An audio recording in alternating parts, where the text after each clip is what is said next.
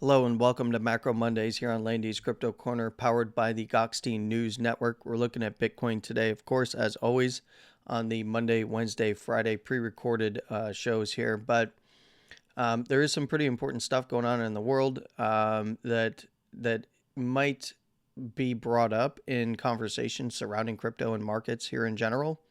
We're going to talk a little bit about that. As we did see a little bit of pushback on the daily in the Monday candle. So let's go ahead and zoom in to Bitcoin, kind of pick up where we left off on Friday. One of the big things that I had mentioned on Friday was, we have the higher high up here for Bitcoin in particular. We had the higher high. And after a downtrend break like this, the next thing to look for is a trend reversal setup. So we get the trend break. We look for a higher low, equal low structure for a trend reversal setup. And we now do have that locked in, although it was on a pretty ugly candle end of day. Obviously, there was some news breaking that did see a little bit of a lower term time frame sell-off in the market here. But we're not getting too much continuation through into the start of the Tuesday session. We'll just have to kind of monitor, see how that goes. This particular higher low is now set. This is the trend reversal setup. Trend reversal confirmation would be trading back above 110.650 or 651 in this case. That would be our confirmation that we're likely going to go not only test the highs, but possibly get that expansion into the highs and higher. And that is something to pay attention to the upside.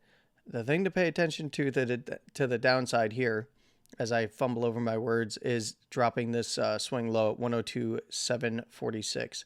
So really clear invalidation of the trend reversal setup off of this higher low close.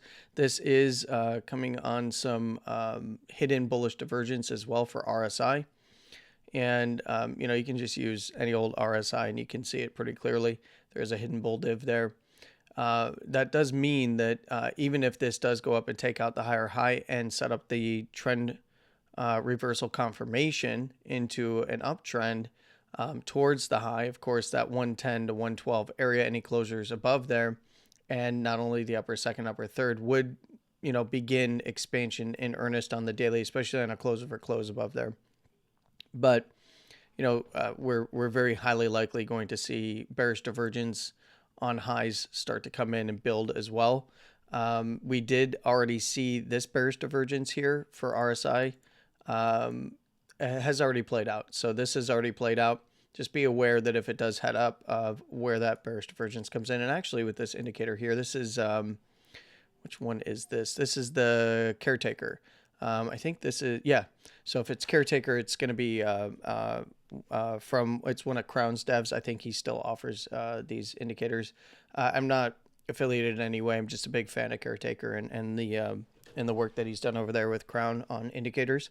But there's plenty of RSIs here. This is using the Wilder's RSI, but it gives us a nice little readout over here.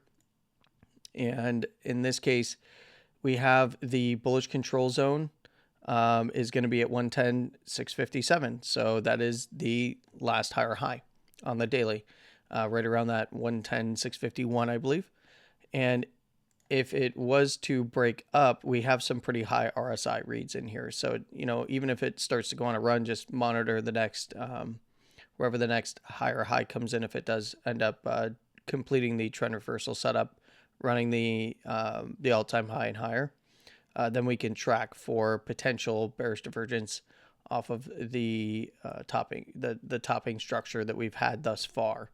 And when I say topping structure, I mean that could be misconstrued as like this is the top. No, it's clearly not just yet. That's for sure.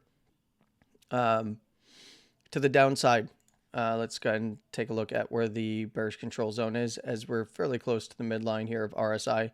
Bearish control zone's coming in at just under $100,000, and that actually is invalidation of the entire consolidation up here. Is right around the lows here, just around $100,000 and slightly above, especially this swing low down here at 100,377. Now, any closures below there, of course, would be below the lower second, getting expansion and closing below the swing low here, we'd be looking for expansion over to this area here, which is the 98 to the top side at 95. There's a point of control in here at $96,000, and this is a major weekly right there at 93.5, as that is a weekly, the last weekly closing higher low. And again, that's the closing higher low, not the swing higher low, which was at, I believe, $89,000. So pretty easy setup here. The pushback in yesterday's candle does mean that intraday, bulls, if they push up to 109 and fail to get above and close, that opens the door for the bears at the low side structure here. I would be looking for like warnings that we're going to come down and test a little bit further below 105, 450, 460 area. At least down to the lower first here at 104, anywhere below there. And this higher low swing is in danger at that 102,746. So just keep a close eye on it. For this local structure, if it does begin to break out just on the daily for this little bit of a downtrend, there is a bit of a checkpoint there at the 1272. You could take the one because above the highs at 112, I've been very, very consistent. I'm looking about 112 to 115 as the range. The 1272 is the major fib there. There is a little bit of a 1.168, which is 16.8% above this. Would put it at around 114, so like 114 to 115. And then above there, this is going to line up with many other fibs that I will show in due time, especially if we start to break out. But the 1414 up here is at 116, almost 117. We've got the 1.618, just shy of 120 there, and then we start getting up into some of the major areas, including the further extensions off of this local structure here. But you can also see after this downtrend here, the bulls need to regain the 618, and then of course take out yesterday's high at 109. But preferably they want to hold the 104, 105 region on the low side, as that's a 382. If you pull this the opposite way, it's just a 618. So keep a close eye on it. I don't know if we've gotten a momentum shift today. I really haven't paid attention. Nope. 106,700 would turn stochastic momentum. That is a regular stoke. That would turn it back to the upside here.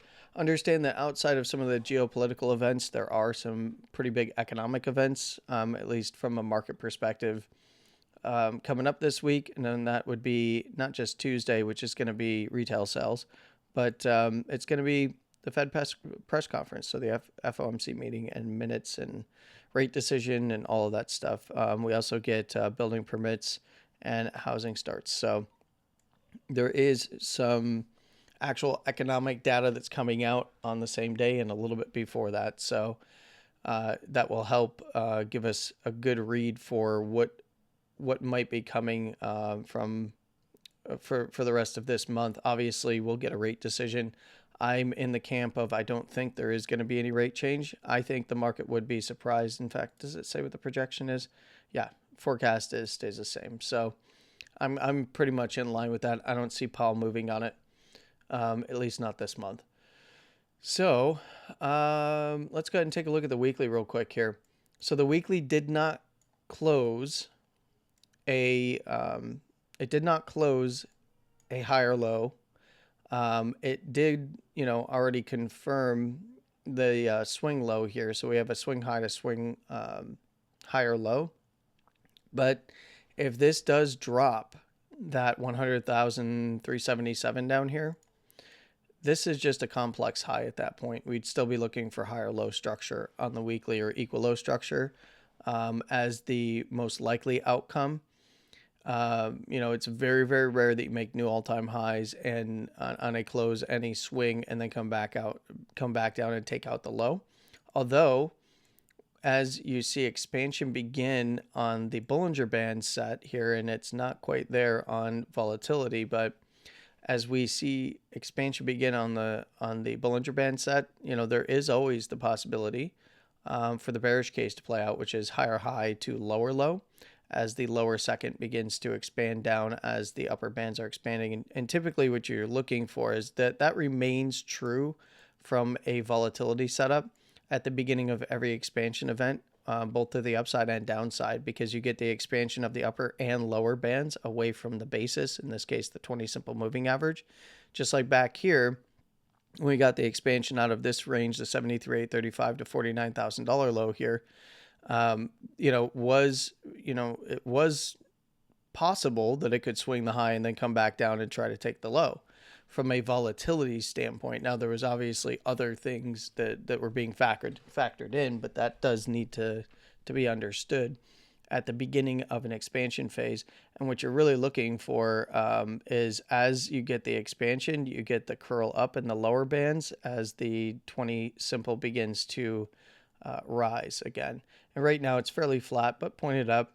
In this case, we're getting more expansion on the upper bands than the lower bands, which are right around that low, somewhere around 75,000 or just shy of $75,000 there. So the most likely outcome, if this does happen to drop 100,377 on a weekly close, swings are fine. It's closes that matter in this case. Although, we can get lower term time frame directional biases in the lower term time frames below the weekly. In this case, still looking for higher low, equal low structure. If we were looking for a higher low to paint up here, because there was no lower high, it would still be a swing higher high to closing higher low, which, begets some further structural stuff that we'd have to talk about over time, but closes above the 106,900, 107 area still would paint that technical higher low on a close. From there, we would have to see confirmation above the higher high, or else this could turn into a pretty ugly consolidation structure if it were to begin to dump out. As it stands right now, there's not too much to say here. It is obviously bull biased in this case because of the being above the basis in the bullish half of the bands here. And then, of course, sitting and staying on closes above the upper first standard deviation, which is now at 104,650 or so. The momentum obviously has been slowing and is looking to even turn. And this is where we need to see 111,470 or so. Had the 469 there for a second, but it does adjust while the candle is open. And in this case, there is an opportunity for bears to, if they can defend the highs here and push price back below, I would say in general below $100,000, then we're still on the lookout for that more probabilistic setup of higher low equal low structure on the weekly time frame, which would beget pain on the daily. And of course, that's where all of the criteria that we just talked about on this daily here, with the local structure here and the trend reversal setup that has now confirmed, we need to see it hold with, first continuation above 109 to the 110,650 area. That would be the actual confirmation there. So we want to see the initial confirmation above 109 and then the actual confirmation of trend reversal setup and a run of the highs and higher above that 110,651. Well, in the current structure, holding that 102,746, 102,750 to the downside here. But it can freely move in and around this low side structure. I wouldn't be too concerned about that. It's more of a break on a close that I'd be very, very aware of. Obviously, if structure does change and it closes below the swing low here at right around 105, that would be a higher high, higher low, lower high, lower low. So that's more of a consolidation, and then we have to be very aware of that low at 102,746. And then, of course, the bottom side structure here on a close around the 101.5 to that 100,400 area or so. That is pretty much all I'm looking for right now and all I'm paying attention to. And I think with some of the geopolitical events that are occurring and having the FOMC meeting this week with a rate decision, might be cause for some volatility, and just keep your head on a swivel. Nothing is. I'm not in the camp of bear market starts here or anything like that, which is what I'm starting to see. Obviously everyone is looking to the same kind of structural setup that we've had in last cycle. Oops, sorry about that. Let's go ahead and actually get this straightened out for you. Sorry. And it is something that is relevant and something to pay attention to, but it is a different set of circumstances and structure here. But many are looking at 2021 trending outside of the bands, tap on the upper second, and then bear market basically wasn't confirmed, but essentially tried to put it in the higher low on the monthly, failed it, put it in a lower high. That was bear market start. And many are looking at where we are now. We got the closes outside of the upper bands, and then the tap right directly on that upper second at 112, which by the way is why my 110 to 112 call was so accurate, is because it's right there on the chart for me. It's very easy. It's nothing really that special. But in this case, I don't see a path